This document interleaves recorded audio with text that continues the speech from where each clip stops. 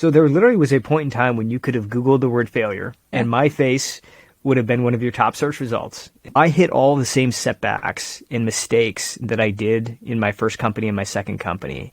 Things were just as hard, but because I cared about it at an emotional level, because I really wanted to see this thing come alive, I was able to sort of be durable during those moments. I was able to sort of get through them because there was something deeper than outside achievement or success that really mattered to me. Once seen as the face of failure on the New York Times, Suneel Gupta understands the road to success is not always smooth and requires more than unrelenting grit. Something we here, of course, know at Billion Dollar Moves. Things turned around for him, where as CEO of Rise, Suneel helped thousands of people in their physical and mental health journey. The company was named App of the Year, partnered with then First Lady Michelle Obama. Now a best-selling author, renowned speaker, Harvard Medical School visiting scholar, Suneel helps others achieve sustainable peak performance by embracing simple habits to bolster resilience and engagement. Core to that is what he captures in his book, Everday Dharma. And today we unpack the wisdom of the pages on mindfulness, play in work, and how we can rise to our essence as leaders. You don't want to miss it.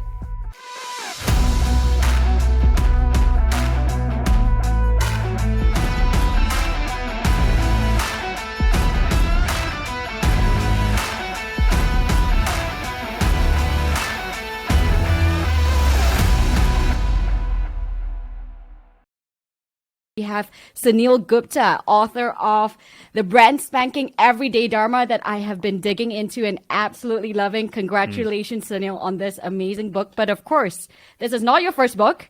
It follows a very different book, Backable. Tell us a little bit about that journey and who is in front of us. Sure, yeah. Thanks for having me on. I'm excited to be here. There's a quote that Pablo Picasso has, which I always think about, which is that the meaning of life is to find your gift and the purpose of life is to give it away.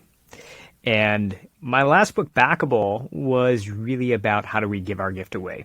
So if you have an idea, if you have a vision, how do you get people inspired to follow that? But this book is really about how do we find that gift in the first place? And how do we know we're on the right path? And the more that I've dug into what I do, which is I study people who have ultimately achieved great things in their life, but I try to go back to the moments where they were losing, go back to those moments where they felt like they were empty inside or they weren't getting what they wanted.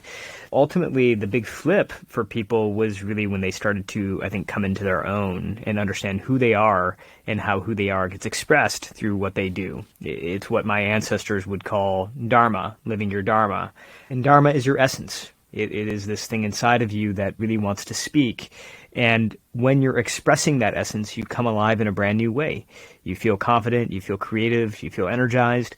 And when you don't, you feel lost and you feel depleted. And the reason that this book was so urgent for me is because not only was it something that I felt like I needed in my life, but I think so many of us are feeling that way right now. We're feeling this emptiness. And I think it's, for most of us, the number one determiner of our mental health is our job. It's our work. It's what we do each day. And yet so many of us feel unsatisfied right now with how we're spending our time.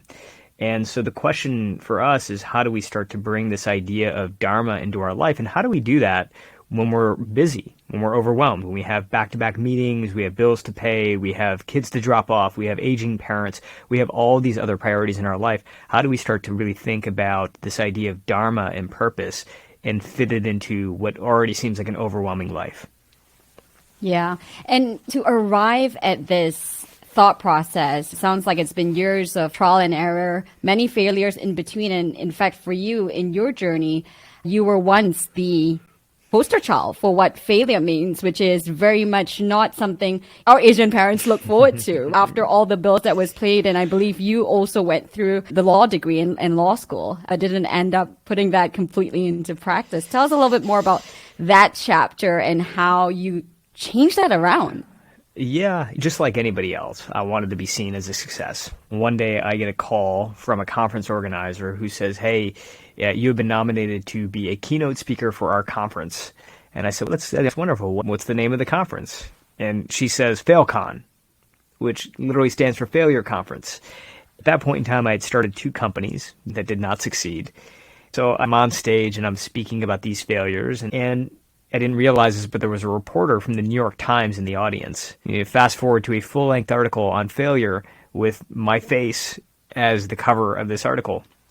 This is right around the time when failure was a topic that we went from not talking about to all of a sudden it seemed like everybody was talking about it. And this article came out right around that time, so it was highly viral. It was shared many times. So there literally was a point in time when you could have Googled the word failure, and my face would have been one of your top search results. I'm literally the poster child for failure. Somebody gave me a piece of advice around that time, which I always took to heart, which is that long-term success can come from short-term embarrassment if you can do something with it, if you can learn something from it. So what I decided to do is I started to email and share this article out to all these people that I admired, people who had no idea who I was, but from Oscar-winning filmmakers to celebrity chefs to leaders of large iconic companies to coaches of professional sports teams, people who I thought had reached the top of their game. And I would literally email them a link to this article, and I would say, hey, as you can see, I don't know what I'm doing. Would you be willing to give me some advice?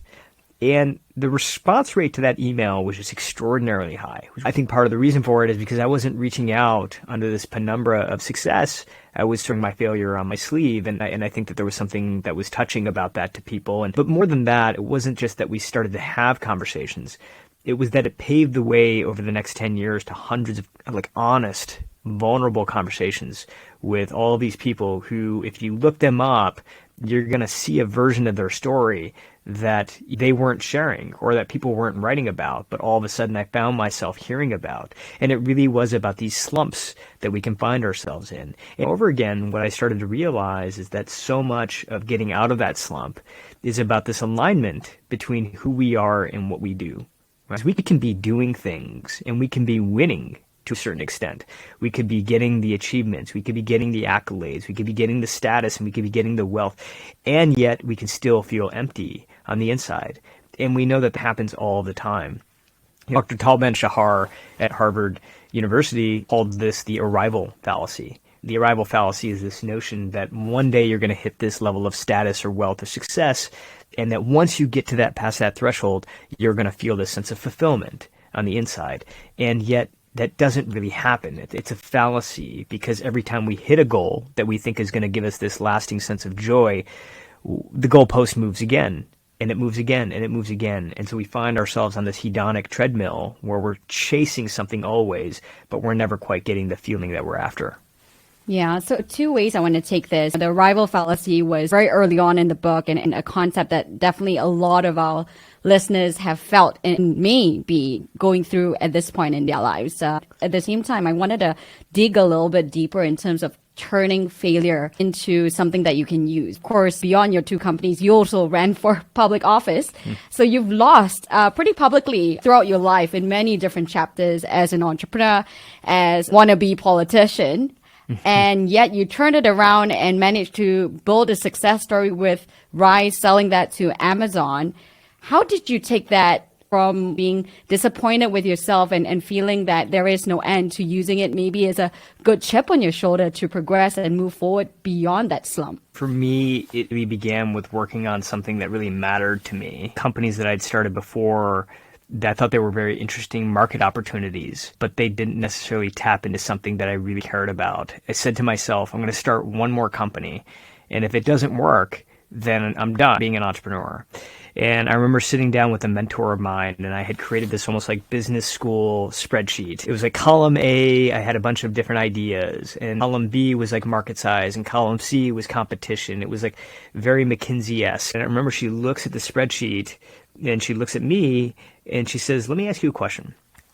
Which of these ideas makes you come alive? And I'm like, well, I look at row C, that's a really interesting opportunity because, big market, not a lot of countries. No, I didn't ask you that. I asked you which of these ideas actually sets you on fire, like really means something to you. And I look at the spreadsheet and I realized that none of them really do. I thought they were good business ideas, but I didn't care about them at that heart level. I ended up scrapping that spreadsheet and starting again. And what I started with was not the market size and not the competition, all the other variables. That came later. What I started with was like, what do I absolutely feel like I need to do? What's the idea that I'm like dying to create? And for me at that time, it was coming off of my father's health journey. My father struggled with diabetes and heart disease and so much else in his life. It would only be during the doctor's visits that he was able to get sort of the care he needed, but 99% of the care he had was what he gave himself.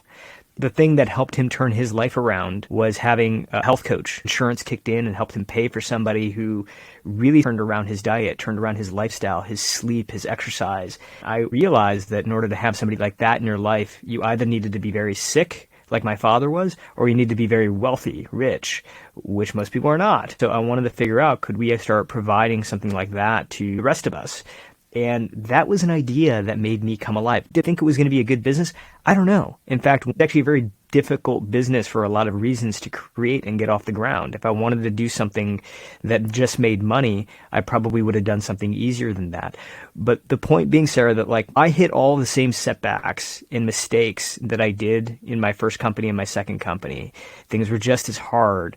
But because I cared about it at an emotional level, because I really wanted to see this thing come alive, I was able to sort of be durable during those moments. I was able to sort of get through them because there was something deeper than outside achievement or success that really mattered to me. So you found your why that really drove you, and it's something that we talk a lot about here. I really like that word, durable, being durable through the tough times, because entrepreneurship is probably the hardest thing that many of us will do.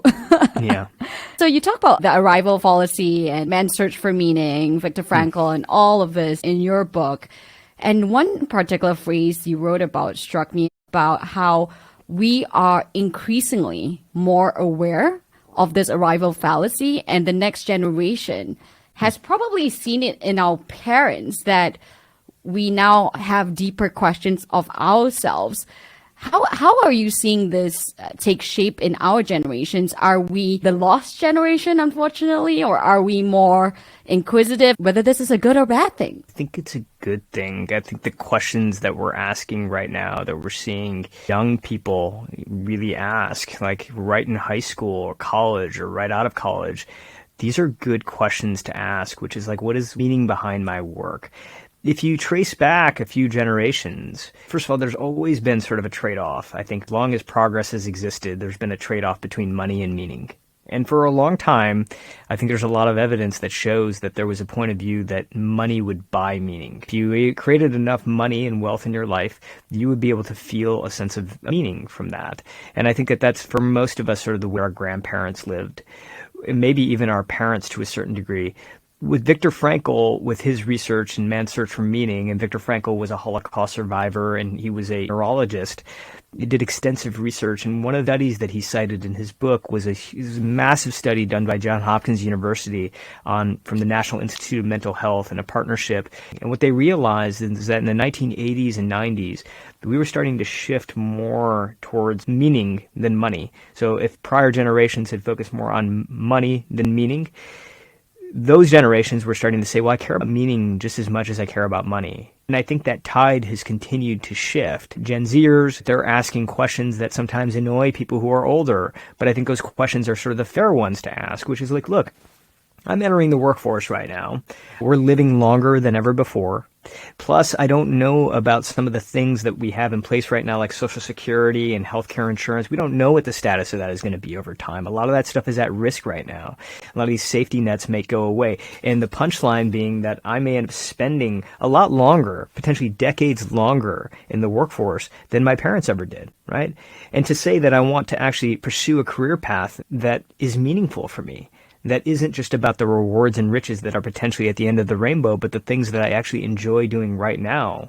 I think it's a very fair way to look at life. In a lot of ways, I think our parents are somewhat jealous that they didn't look about it that way earlier on. And I think we see that now in our parents who pursued wealth as a pathway to meaning and realize that that equation doesn't necessarily work. Now, that's, by the way, not to shame wealth. That's not to shame the idea of making money, because I think that stuff matters as much. You know, I grew up in outer Detroit, and there's a lot of people who don't necessarily have privilege of having some of the conversations that we have. And yet I think all of us have this primal need to have a little bit of meaning in our life. And so oftentimes I think the question that we need to answer is, how do we start to fit purpose and start to align more of who we are with what we do, even when we are overwhelmed with duties in our life? And that's really the reason that I wrote the book, because when you hear terms like purpose, it sometimes can like conjure up these images of quitting your job and becoming a painter in Florence, or like taking an extended backpacking journey through the Himalayas. That's not what purpose really is. And for the vast majority of us, we don't have the liberty necessarily to go do that with our lives. We need to earn a salary. We need to make money. And yet at the same time, we want to experience meaning in everything we do as well. And that comes through these little alignments. It doesn't come through ripping off a huge Band-Aid and like completely shaking up your entire life. It comes from these little things that we can do every single day. The work that I do in investing, working with some really top performing, amazing funders and founders, I realized two things. One was burnout would happen very quickly because they're typically very obsessed with the problem, right? They're so driven potentially by their dharma that they had to solve this problem, and they did it so well that they burned out. And then after they exited, because that was their soul dharma, they had no idea what was their purpose in life. So they lose themselves. And I see this very quickly. And the second situation that I would see and really observe is a lot of my friends are different generations. I'm lucky enough to be a young global leader of the World Economic Forum. And David Rubenstein actually said this to us in a Harvard class last year. He said, I challenge you all to become true old global leaders of significance. If you think about the leaders around the world today, most of them are old global leaders, and very few who have been successful early have sustained that. Yeah. And so many that I observe have struggled with the second act. Or you think Bill Gates, arguably, some people say his second act with the foundation is even bigger than Microsoft. But so many actually struggle with that. How do we overcome this? What are the elements of which we can actually be kinder and address this arrival fallacy? Let's start with burnout. As a tip of the spear of the conversation, I think one of the things that takes us out of our dharma, out of this continuity of being able to sustain and do more, and ultimately to build momentum in our lives and our careers, even past that exit, or whatever that win is that we end up reaching, is that we just get exhausted. We run out of fuel in the tank. And I think that that is way more common than we give it credit for. It's just physical, like actually physical exhaustion. I've gone out now and I've studied leaders over the past 10 years across all walks of life. And what I've realized is that the people who fizzle out, very rarely do they run out of time. Very rarely do they run out of talent. What they almost always run out of is energy. They simply just don't have enough gas in the tank to keep going. So they never reach that goal, or they reach that goal and they immediately fizzle out after that. And they get so tired and they're like, I'm done. They don't ultimately, I think, reach the potential that they could in their lives. We are fixated, I think, on managing time often because we've been trained to do that. We are in our calendar always. We're constantly projecting out how long it's going to take to do things. But what we're not accounting enough for is energy. And if you look at high performers, people who are able to sustain the momentum in their lives, and these are from athletes to artists to people in business and investing, they are not waiting for vacations. They are not waiting for long breaks in order to find these moments of rest in their lives. They're taking frequent, focused breaks every single day. Rest is built into their lives almost like a rhythm. And so I call this rhythmic renewal. They're rhythmically renewing themselves throughout the way. And they use that. I think what they believe, and I've come to sort of see as real truth, is that a disciplined work ethic requires a great rest ethic. You have to build it into your life. One of the ways that we can do that is through what I call the 55-5 model, which is that for every 55 minutes of work, whenever possible, you're taking 5 minutes of focused, deliberate rest.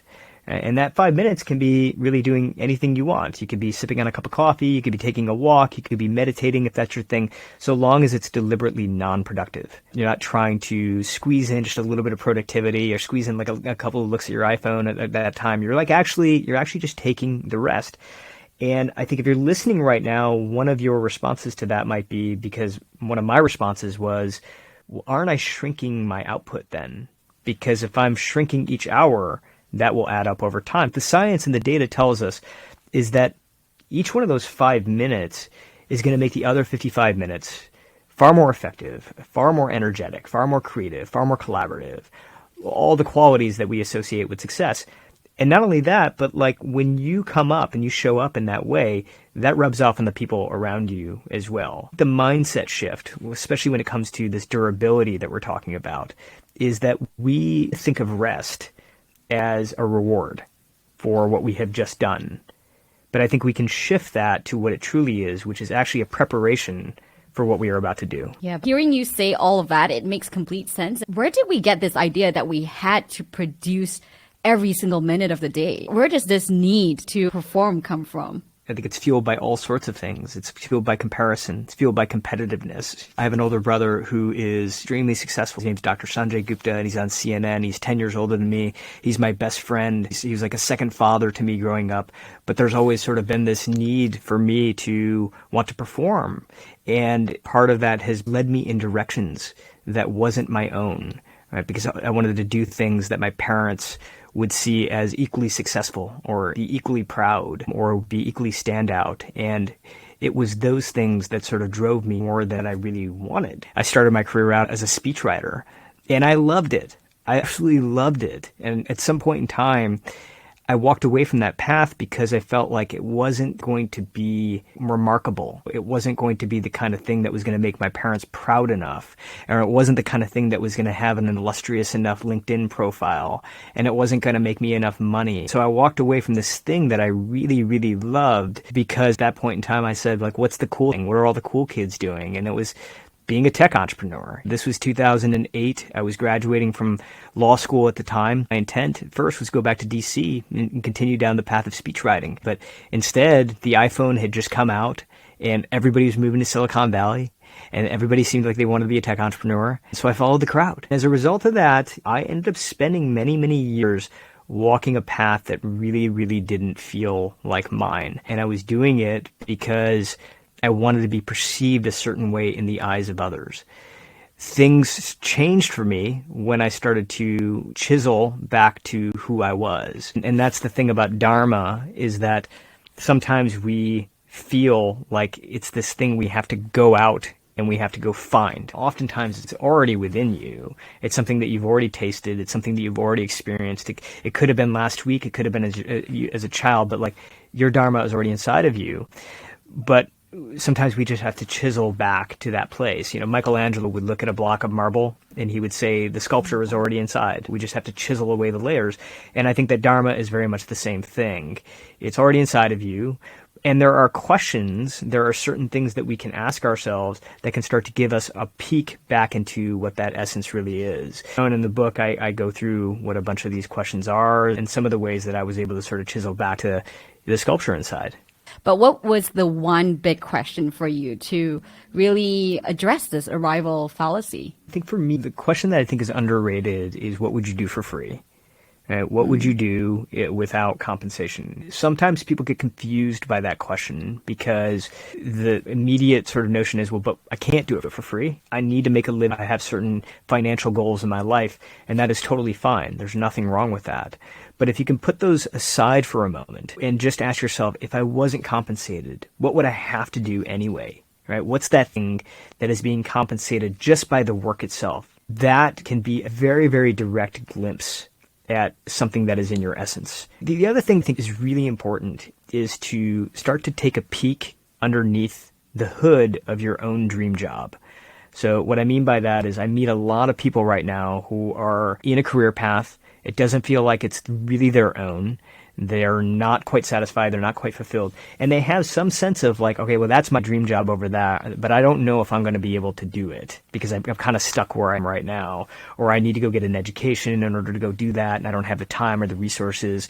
What we can often do is start to take a look under the hood of that dream job to understand what is it about that thing that really makes us come alive. And once we discover the essence of our dream job, we might be able to see that we can express that through different ways. In chapter 1 of the book, I talk about this project manager named Mila, and she's working inside a big company. She is miserable. Like, she doesn't like her job, and her job feels much more like a paycheck than a passion. And what she realizes about herself is that she really wants to be a teacher. But the problem is that she has family relies on her healthcare insurance. They rely on her salary. She's already far enough down this path. She's felt like she's actually invested quite a bit into schooling and all the stuff that got her to where she is. And so she feels pretty trapped. She wishes she could rewind the clock and go on a different path, but she went down the path that she's in right now, and she feels stuck in it. And then one day, a mentor of hers asked her, what is it specifically about teaching that makes you come alive? And by going deep into that question, Mila went beneath the title of teacher and into what she really actually loves about teaching. And what she realized is that what she really loves about teaching is that she loves helping people grow. Like, that's her thing. That's her essence, right?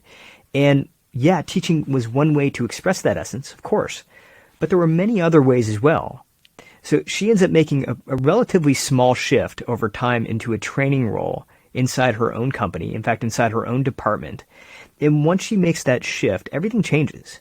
She goes from dreading her job to waking up with more enthusiasm and energy. She becomes a rising star in the company. Her husband notices. Her kids see their mother come alive. And I think the myth is that we need to abandon our life in order to transform the way that we live.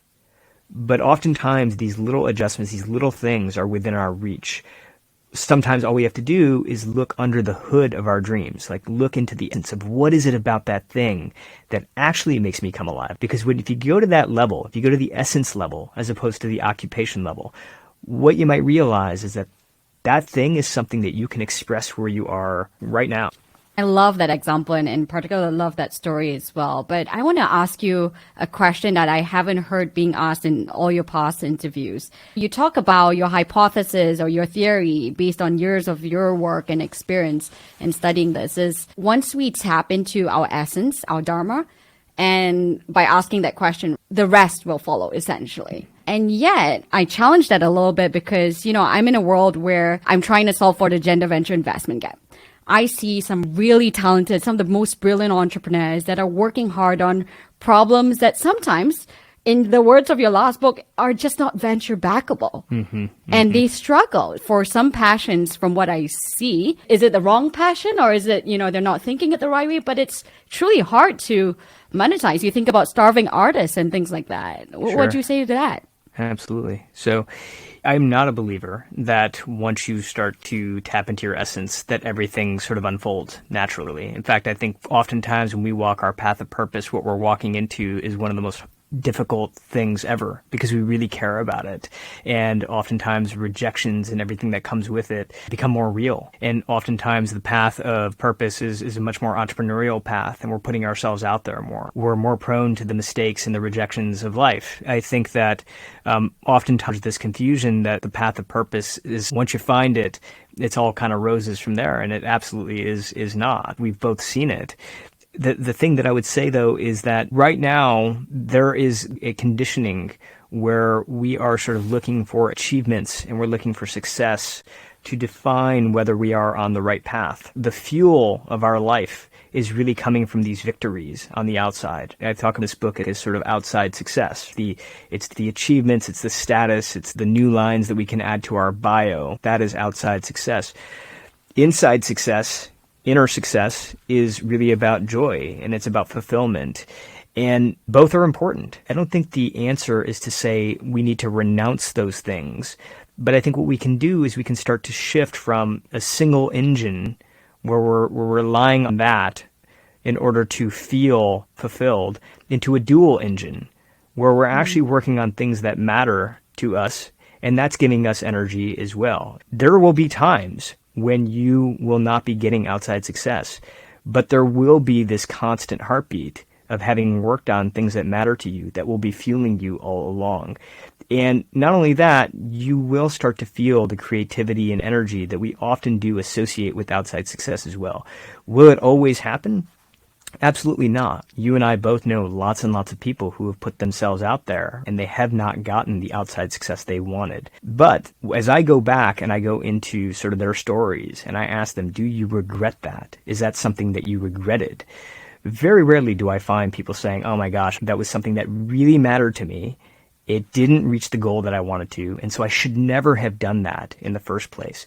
Dharma is not just about the sort of idea that satisfaction will come not just from the achievements that we make, it will come from the actions that we take. And if you put yourself in a place where fulfillment is coming not just from the achievements, but from the actions, you start to become unstoppable over time. You start to kind of like figure things out. One of the things that's really, really important that there are multiple ways to express our essence. If there's something that you love to do and that thing isn't working, you can morph the way that you're expressing it. You started going after a startup because you really liked this idea of nurturing people. So you decided to start a healthcare company, but it didn't work.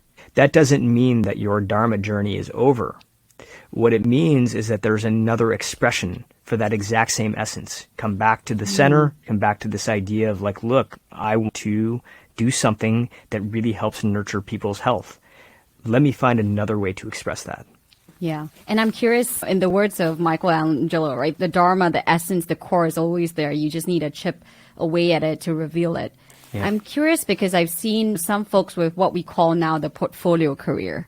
Do you think we can have more than one Dharma? I think we can have way more than one expression. What I find is that when I look at portfolio careers, I start to dissect, all right, what's the thing for people who do this very well, these portfolio careers, what's that thing that's sort of gluing them all together? What you'll often find is that there is an essence. There is a drive. It is something. I think for you, like closing the gender gap, and I think being able to, reach people, my sense in our short time of knowing each other, Sarah, is like there's a real drive and a spirit to serve people who are underserved, who want as much a shot at opportunity as anybody else. And that's manifesting itself in these different ways.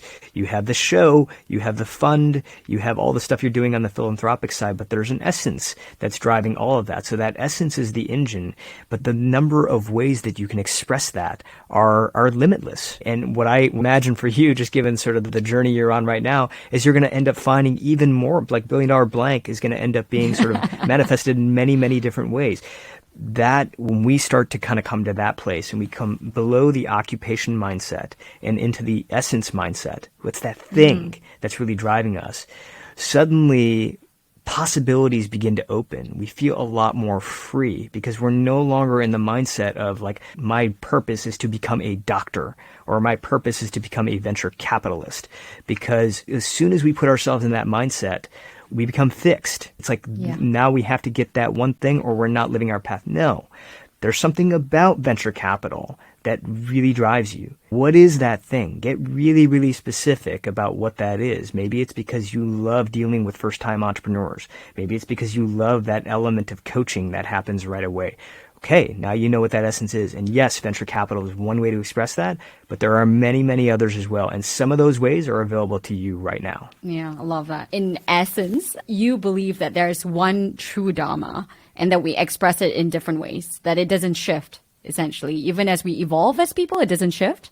No, I think it does shift. I think the way we express it will morph and change over time. And I think our understanding of our own Dharma will change over time. You'll start to get more specific about what it is. For example, I know right now that my Dharma is to be a storyteller. I started to come back to that, and the way that I came back to that is through what I call in the book the bright spots chisel, right? Which is ultimately, even if you're in a job right now you don't like, what are the bright moments in your day, the moments that are giving you real joy?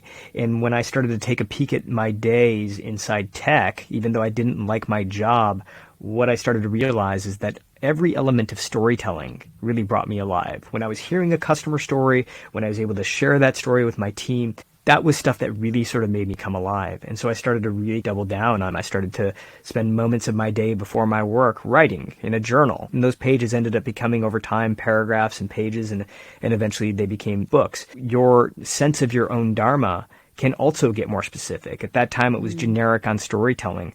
Today, I know exactly what kinds of stories I want to tell. I study the highest performers at their lowest moments. And inside those lowest moments are stories.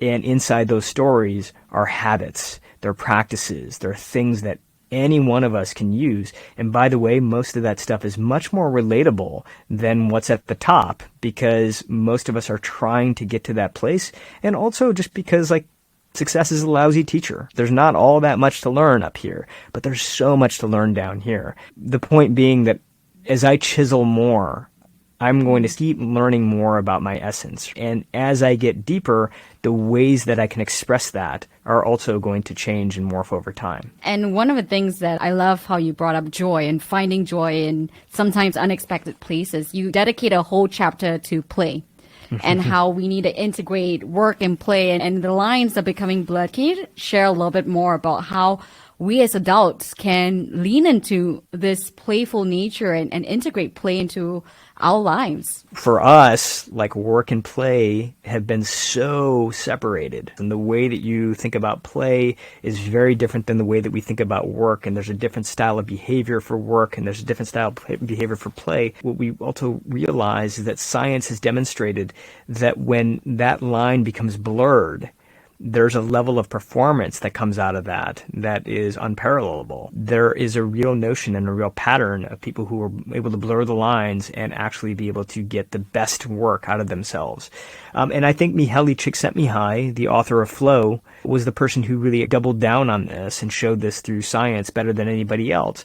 And what Csikszentmihalyi said is that we all have an autotelic side to our personality and an exotelic side to our personality.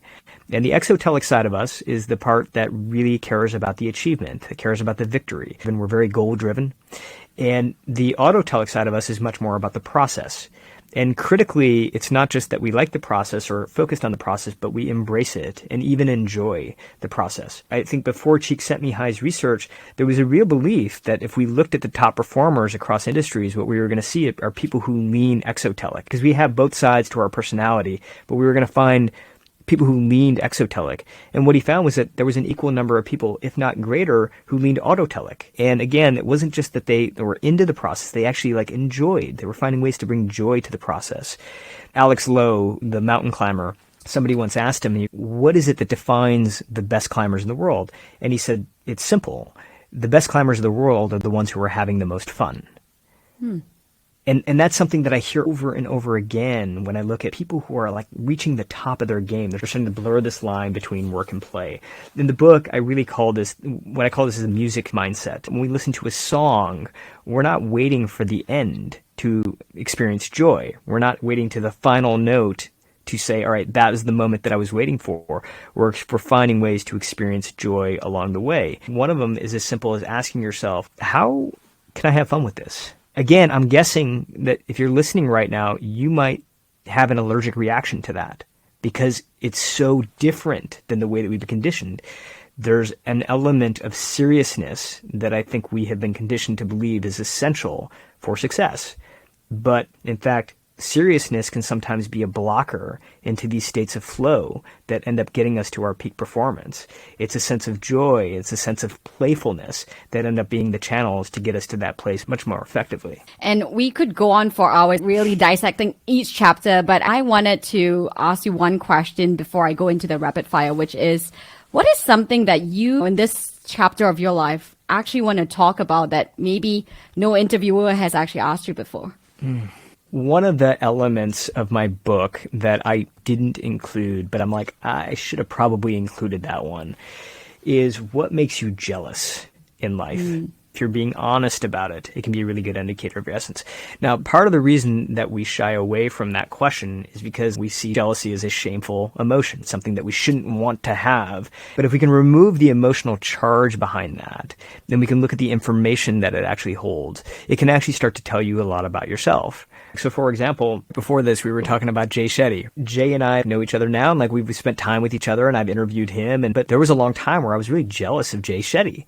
And part of the reason I was jealous of him is because super handsome Indian guy, my mother-in-law was in love with him, but he also had massive follower base and doing very, very well. And I'm I found myself jealous of that. When I started to sort of compartmentalize or push that out, I started curious about it. Well, okay, so tell me a little more about this jealousy. What is it particularly? What I began to realize is that he was doing a really effective job at bringing East meets West. And he was taking these concepts that both of our ancestors practiced and break them down in palatable ways, things that we can put into practice right away. That made me jealous. I sort of realized how much that mattered to me. I learned about Dharma from my grandfather on a porch in New Delhi. I had great people in my life who really showed me this way of living. But as an Indian kid growing up in the United States, I rejected that. I rejected anything that felt Eastern, did anything that felt Indian, because all I wanted to do was fit in. It wasn't until I got to a point in my life where I felt completely lost and depleted and burnt out that I started to go back to this way of living called Dharma. Quite honestly, I think Jay was one of those people who showed me that it was okay, because he wasn't shunning he was embracing them. And I respect it just the same way that I respect an uncle that I talk about in the book who decided that he was going to wear a turban every single day in suburban Michigan, no matter how much harassment, no matter how much people made fun of him, even after the days of 9/11 when people would shout slurs at him. He wore that turban every single day because it was who he was, and he wasn't going to shy away from who he was, because ultimately what he saw and what I now understand is that fulfillment is really about alignment between who we are and what we do. And when we start to lose that alignment, when we start to behave and act in ways that are not in line with who we are, that's when we begin to lose our sense of purpose, of community. We start to feel a hell of a lot more lonely. Our lives can start to feel like falling apart. And so jealousy can sometimes be one of those indicators. It can be one of those chisels that sort of can help us come back to the center, come back to who we are. So Neil, I just have to ask this question because I think it's important in this moment. We are still feeling the effects of Asian hate. Do you think America is changing? I'm realizing as I'm even getting more involved in these different communities that the Asian identity is becoming a little stronger when we used to shy away from it. Where are we in America in this moment with regards to race and embracing identity and being true to who we are? I think we're divided. The good news is that I think things are changing for the better. After exiting my company, what ended up happening was things in Silicon Valley became a lot easier for me. I had gone from somebody who was rejected as an entrepreneur, who had been rejected by many, many investors, and then all of a sudden I had an exit and I was being offered to start my next one. No questions asked. A lot of the investors who said no to me were like, I'll back your next thing. Just tell us what it is and we're in. But I realized that what was calling me more than anything else at that moment was to get involved with what was happening in the nation. It was 2016 election had just happened. Donald Trump had just become elected president. My hometown in Michigan had gone red for the first time. To me, I was like, this is different. I need to go back. I need to leave the bubble of Silicon Valley. I need to go back to Metro Detroit, and I need to get involved. Convinced my very understanding wife to leave our life in San Francisco, and we had just sort of gotten to the point where we could make ends meet, and we were just starting to get into our flow there, and we had 2 kids, and we left. We went back to Michigan, and ultimately I ended up running for office. And I lost that election, but what ended up happening was I knocked on over 10,000 doors. And during that time, there were a lot of door slams. There were a lot of people who told me to get off their porch. There were a lot of people who called me, told me to go back to my own country. But I would say that that was the minority. And I would say that one thing was happening for sure is that I felt like the younger doors I was knocking on, even if they disagreed with me politically, they were definitely the doors that had more conversation and more curiosity. And that was the thing that gave me hope. There's no shortage of racism, and it's across all demographics. But I do have some hope in that I think that every generation, including I see my kids and the way they are with their friends, even though they belong to a school that is predominantly white, I see a lot more inclusion. I see a lot more curiosity, and I think that gives me a lot of hope. Thank you for ending with hope there as we now go to billion-dollar questions. So this is rapid fire. First thing that comes to mind is usually the right thing, yeah? What is the Dharma men's guilty pleasure, we wonder? My guilty pleasure is dance parties. I love to do just private dance parties. Dancing is a great way to shake off steam. I started doing more research on this. If you look at animals that get into conflicts, what you'll often see is afterwards they'll shake themselves off, shaking off that energy. Dancing in a lot of ways was our way of adopting that behavior. We're shaking off some of this energy that we've been storing inside our bodies. So I do these private dance parties now. Just shut the door, put on a good tune, and dance. So what is that one go-to tune that never fails you? Well, you're getting I'm getting deep here. you are. I'm a huge 80s fan, huge 80s fan. And it's going to sound easy, but even Dancing with Myself by Billy Idol is a go-to. Oh, that's a good one. That's a good one. All right. What would you tell your younger self? I don't think my younger self would listen to me, but I think that what I would tell my younger self is that this thing that you love called speech writing, as improbable as it seems right now, it's your path. It's what you love, and so stay with it. If you could have dinner with any three historical or alive figures, who would they be and why? Paulo Coelho, the author of The Alchemist, I would sit down with him. He's a very reclusive person, very hard to sort of track down. I've listened to every interview possible, but there's just not enough. Mahatma Gandhi would be on that list, and Bob Marley. Oh, no questions asked there. Worst advice you've been given? The worst advice I've been given is that if you suck it up right now and you do this thing that you hate, eventually it will be worth it. Best advice? Best advice is to not wait for joy, to actually figure out what it is that makes you happy right now and bring a little bit more of that into your life each day. Lovely. And finally, Suneel Gupta, what will your legacy be? I hope that my legacy will be that more and more people will realize that you don't have to wait for courage in order to take action. You can take action and you can let courage catch up along the way. Love that. Start before you're ready. Suneel Gupta, ladies and gents, Everday Dharma, ready in every bookstore and even on Amazon, wherever you find your books. Suneel, where can we find you? Where else can we follow your journey? You can go to suneelgupta.com, but honestly, like, the journey is all captured in the book, and so Everday Dharma, if you're not tired of hearing my voice, it's available on audio, or if you like to read, it's in print where you find your books.